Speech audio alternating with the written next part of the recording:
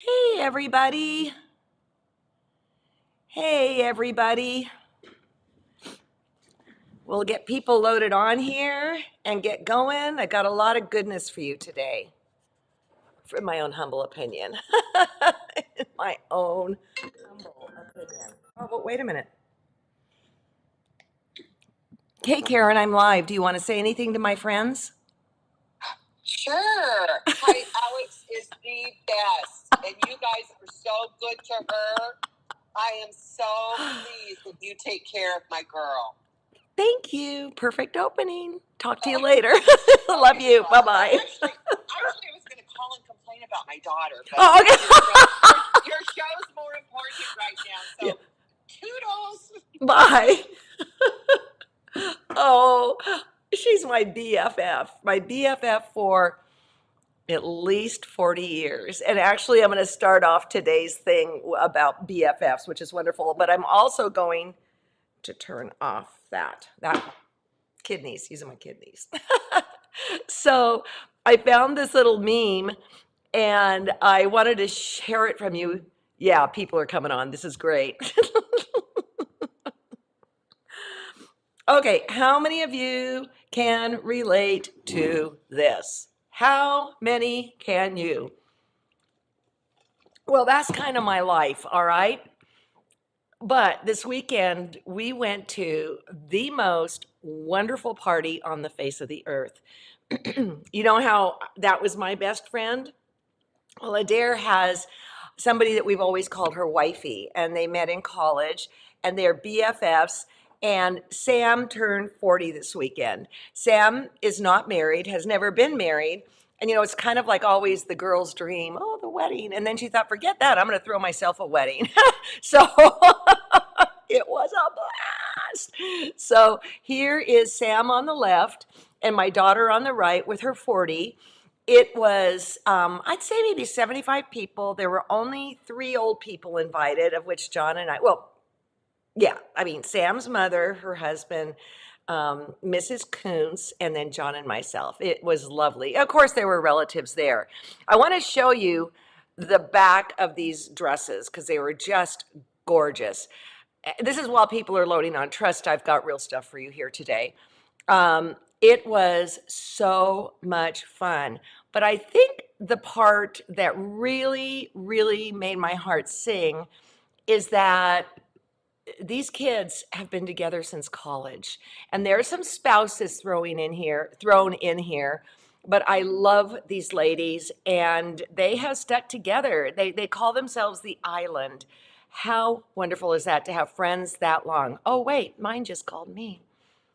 All right. So when we got home, we spent the night down in San Jose. And when we got home, I went to a wreath making class with Robin, and I wanted to show you 3 wreaths, of which one is mine. That little house was my mom's, and the upper right, or there on the right, that's actually kind of like a plastic snowflake that I use to decorate every year. We got a bunch of them. But it was so much fun, and I'm going to give you information for this in a moment. The teacher's name is Michelle, and she's out of the Livermore area. And basically, she teaches succulents all year round. Here is Robin's, and this was very indicative of her of what she was raised with her mother. She went and bought those little things, those darling little figures, and that's not even done yet, you guys. All right, yeah, and I'm going to say back on mine, that house would always be on my mom's Christmas tree. And then this is Mimi's, and this one just caught my heart. It is the Grinch, okay? And how the Grinch stole Christmas, and she will be gifting that to her kids or something for Christmas. They're Disney people. If you're interested, Michelle does this year round, and I learned a lot about succulents. But here is her card. It's the Succulent Experience.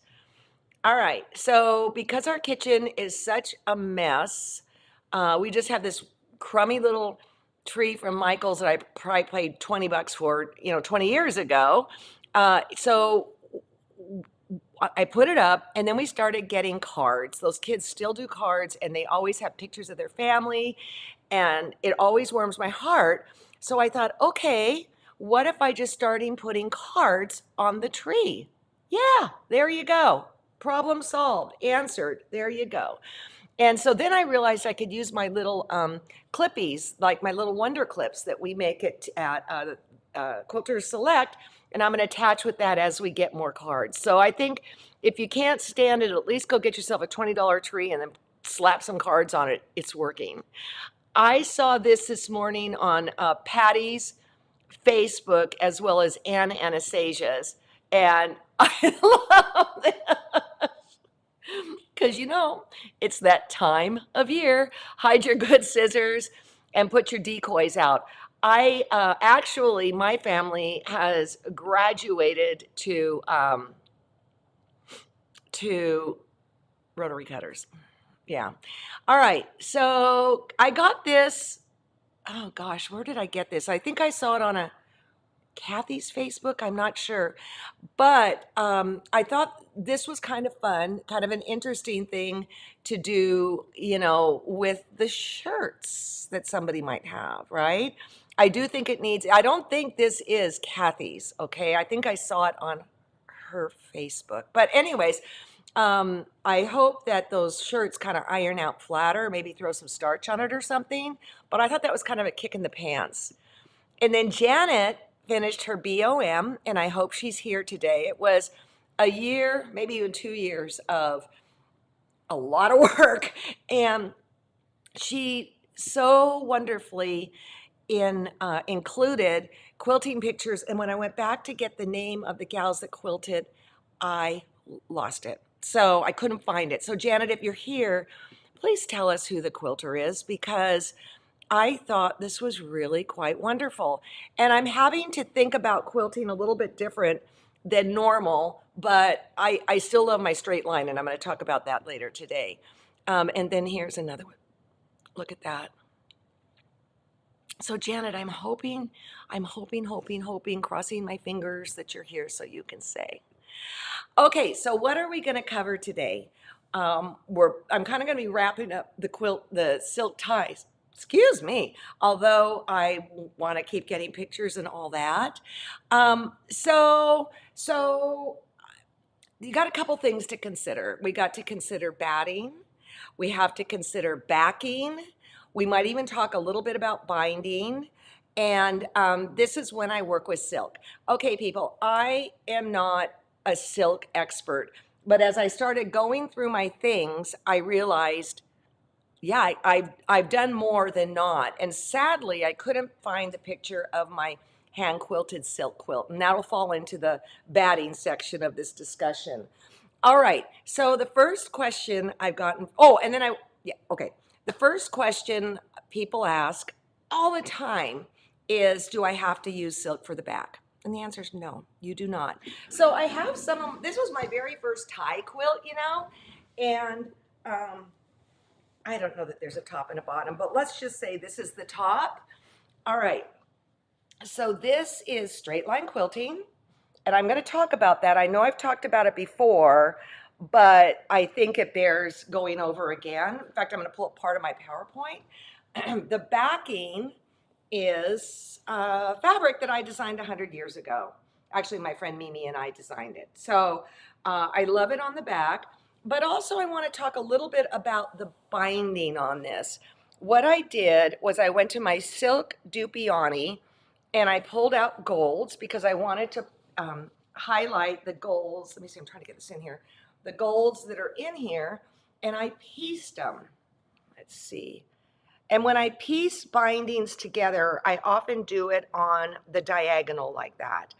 So this one, we'll get into batting in a little bit, all right? So that's that one, and we're going to go over a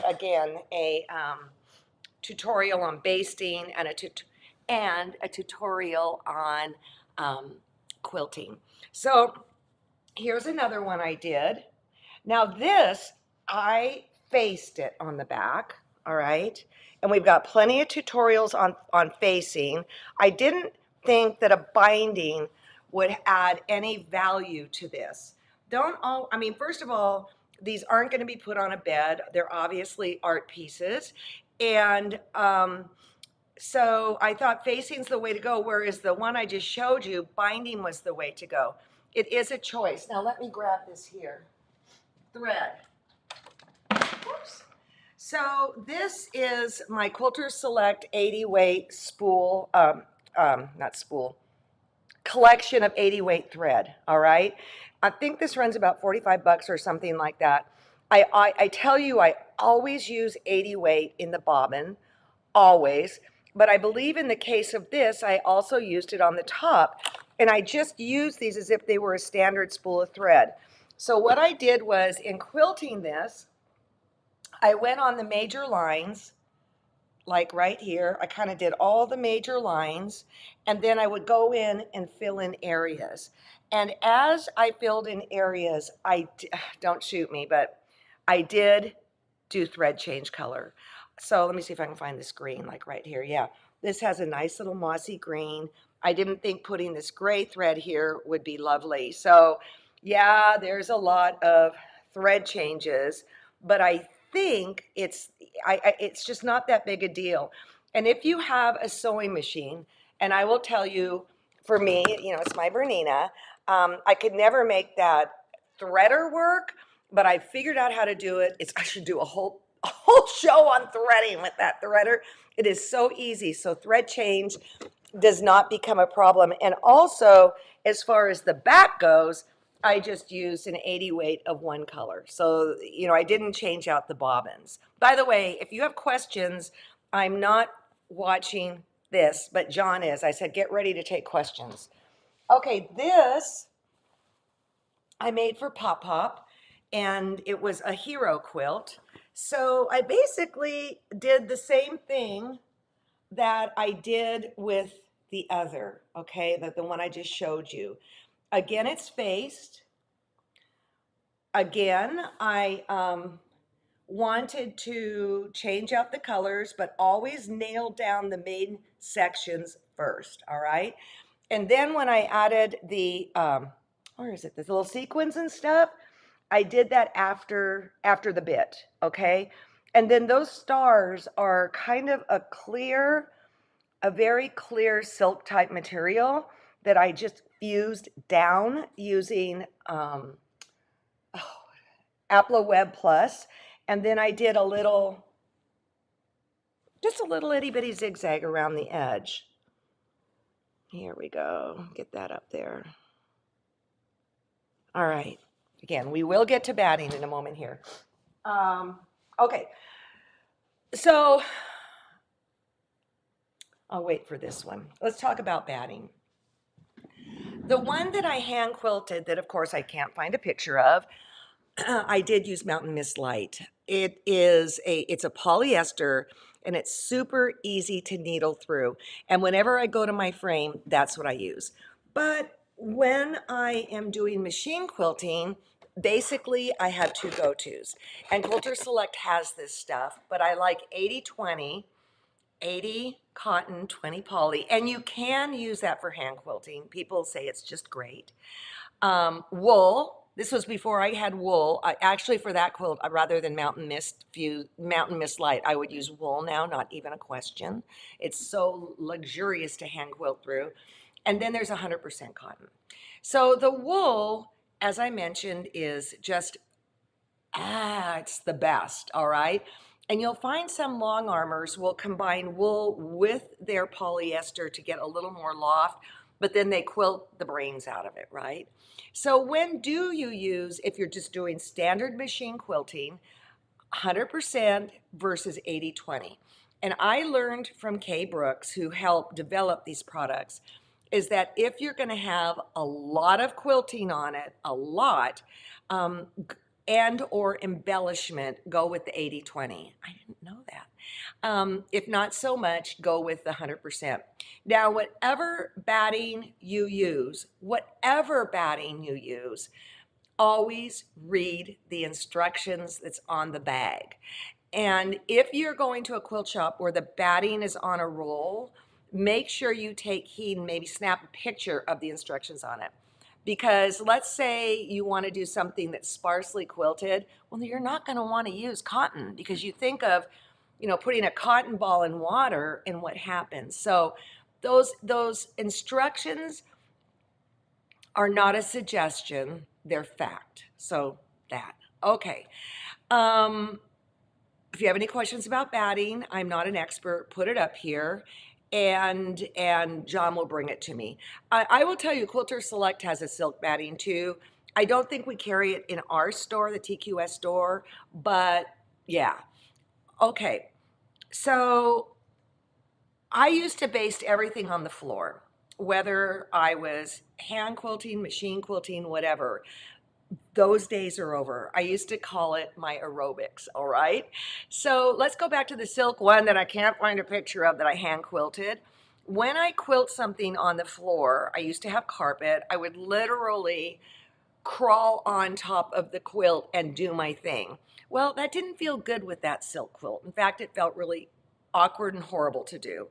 And so I gave it to Diane Schweikert, my long arm quilter, and she basted it for me. It's like 20, 25 bucks. And so I was good to go. But what happened here was we did not have this stuff yet. Maybe this was what I'm going to share with you was one of the reasons we went to this. Okay, so this is a quilt I did in honor of Libby, and I used a spray basting product. And what happened with it was these things used to be square, but it bled through up here, the spray-based stuff. And I called the company and I said, is there any way to get it out? And they said, no. She said, now it's your design opportunity. Thank you, God, it wasn't in the middle of the quilt, that it was just on the outside edge, so I could just lob it off and make those darks a border. So that takes us to free fuse. And what I have here is kind of an infomercial that we have on QS site, but it's not that long. I want to show you how to use free fuse because I think it's something that we should all get comfortable with. Okay, so let's go. Hi, I'm Alex Anderson, and I'm really excited about Quilter Select Free Fuse. Basically, it's a basting powder. That's right, powder. I'm not too keen on the spray adhesives because of the overspray, the fumes, and all of that stuff. Well, Quilter Select has solved it with this particular product. It's a polyester powder. Well, let me show you. Again, it's a powder or almost like a fine salt that's actually polyester. It comes in this nifty little container, and then it has this as the delivery system of the powder. So basically you just lightly shake it out. You only need about that much. You press and you bond all your layers together. So let me show you on this particular sample here. Here is a piece of batting. Let me put that on there. I would shake some out, and you don't have to use too much. I mean, that's something that you're gonna have to experiment with your iron and the fabric you're using and all that. And you put your, say, backing on here, and then you iron it down. When you're done ironing down, say, the backing, then you flip it over and you put some more free fuse on it. It is a semi-permanent bond, so it will not wash out. But because it's polyester, it's super duper luscious and supple and wonderful to quilt through. So here we go. I've got my little sample here. Let it cool for a second. And then, let me show you. It's just so great, you guys. I can't stand it. Look at that. It's not going anywhere. You can over powder it. If you over powder it, it's not going to ruin anything. You'll just have to buy more of this sooner. And this should do a full-size quilt for you. Okay, that's easy on a 6-inch square. What about a larger piece? I've taken my ironing board and I have pushed it up to my table at the exact same height. So this is how I manage a larger piece. So I start with my backing, and I'm going to put free fuse on here, shake it on, go down the line. If it's a bigger quilt, iron this on and then go and do the next section.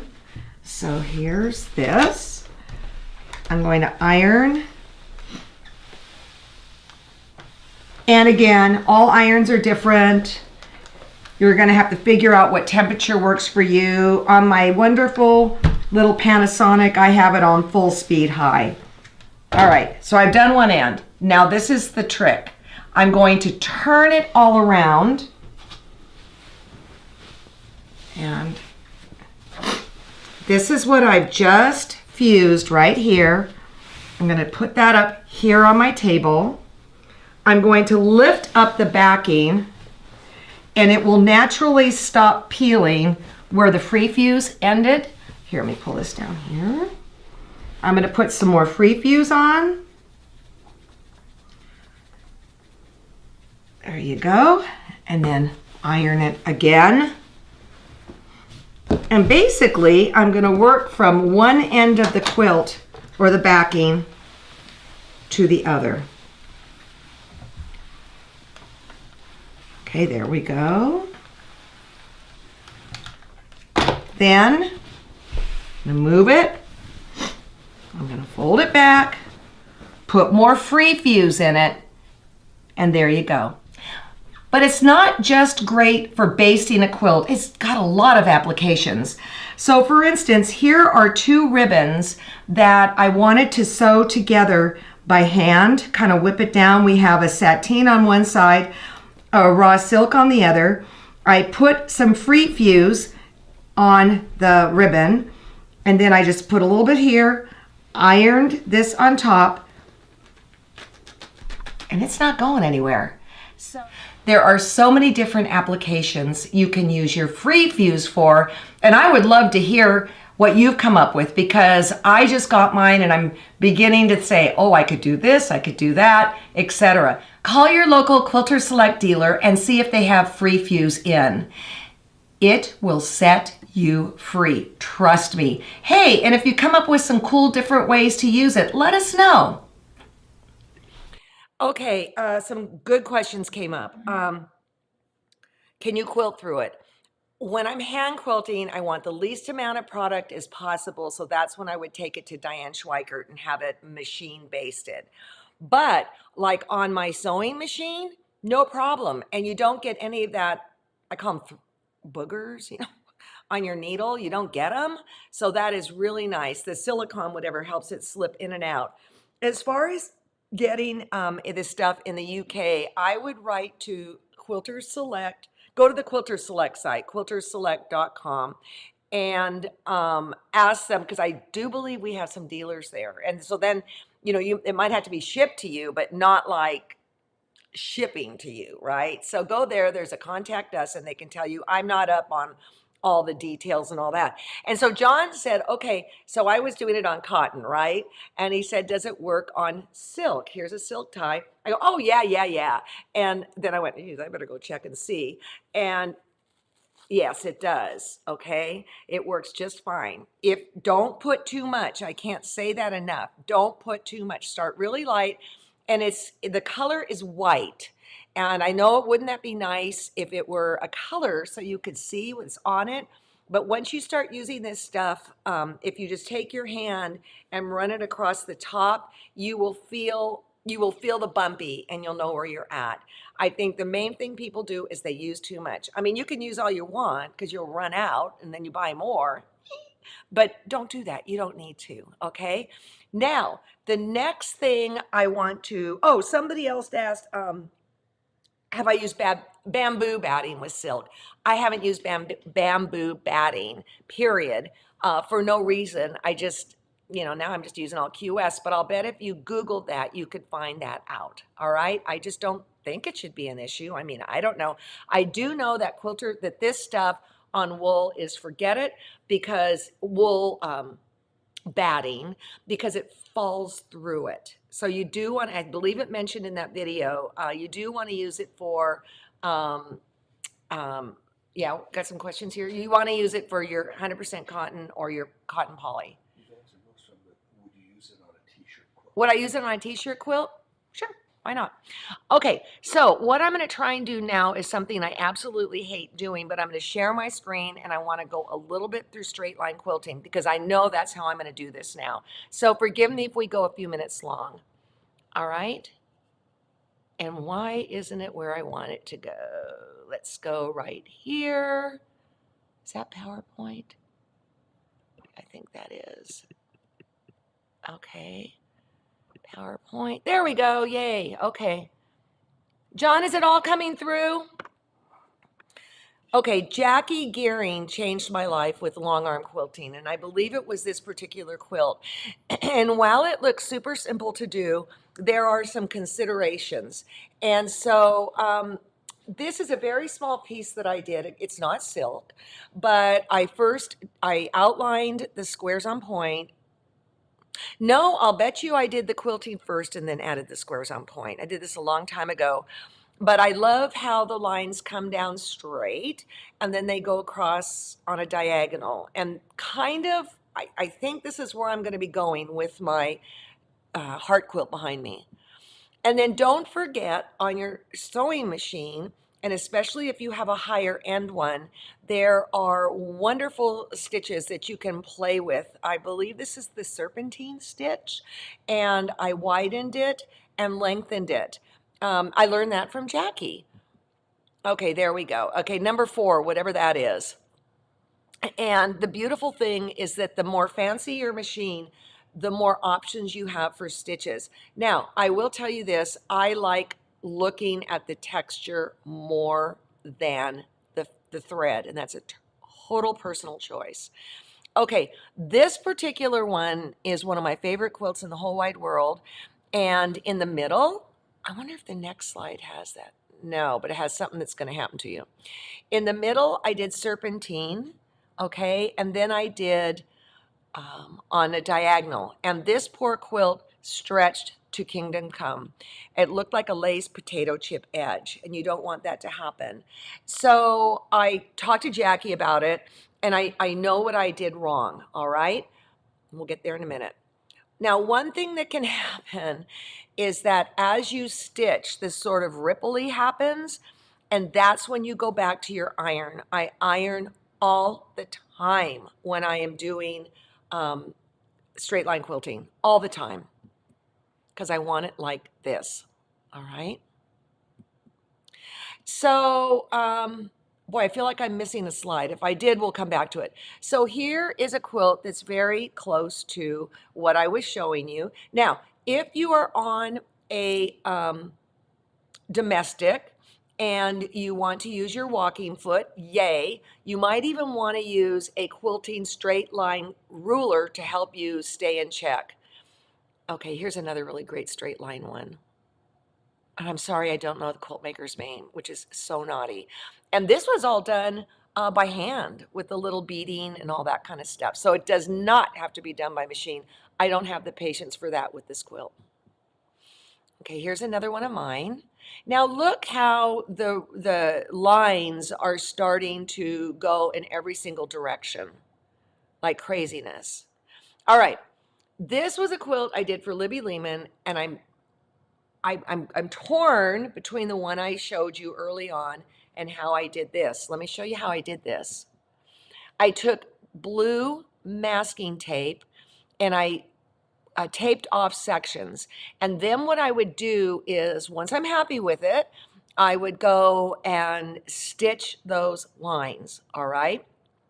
And then I would fill in certain areas.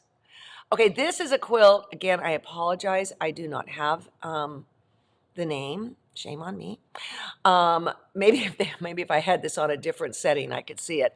This is absolutely magnificent. And to me, it's a hybrid of what I've just showed you. It's just magnificent.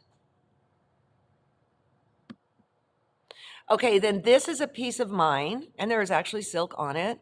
And I went section by section and just kind of did like a snail type thing, like a geometric snail in each section. That's another thing. Okay, I want to escape, and I want to go back to my thing. This is where I get all nervous. There we go. What's really important, this is the secret recipe. When you're doing straight line, do not do it this line, this line, this line, this line. Do this line, then do this line. Then do another, this far apart, let's say, what is that, maybe 6 inches? Maybe. 6, 6, 6. Iron it. Then go back and do 3, 3, 3. Iron it. Then go back and do 1.5, 1.5, 1.5. That's what I did wrong when I did that one that's one of my favorite quilts in the whole wide world, is I stupidly did this, this, this, this, this, and that causes it all going. You do not have to go, I checked with the boss, Jackie, you do not always have to quilt in the same direction, so you don't have to do that. What I'm thinking about on this is doing the take. Now, a couple of you have gotten hold of me and you're a little disconcerted by the fact that the turning of the corners is not in the center. I always do it asymmetrically. That's my little trick so that I can end up with the outside corners pointing out. So I'm going to look. John said I pretty much answered questions. Hey, Guyleen. Should you go opposite directions? I read your mind, Susan. I read your mind. Hand quilt through free fuse, Terry. I don't know. I haven't done it. I would love it if somebody would do it and tell me. I would think it would be okay because it doesn't glob up your needle, like I said, right?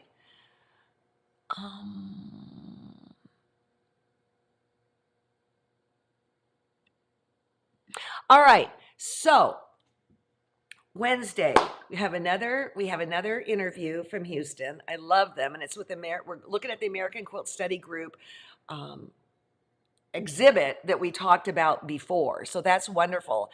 And then I am going to need help from my BFFs, you guys, on the next project. I want to know if you're interested in it. We're going to have a kit that's wonderful, pricing, etc. I really want your input. All right.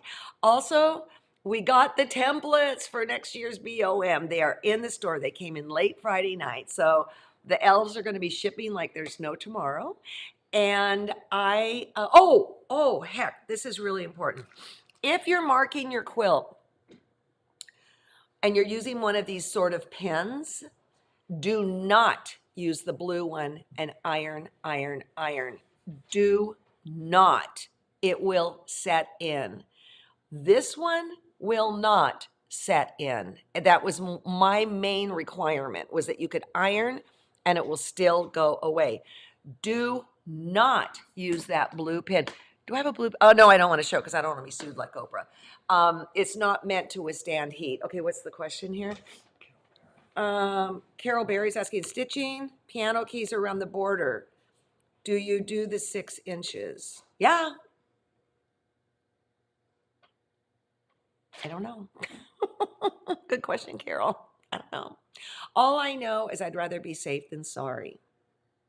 All right. The picture keeps going out on Carol. No, it's on your side, babe. All right. So tomorrow the tiling goes up. Yay! And then Wednesday I'll come back with, again, the American Quilt Study Group exhibit, which was lovely, and get your opinions because I know many of you have opinions, right?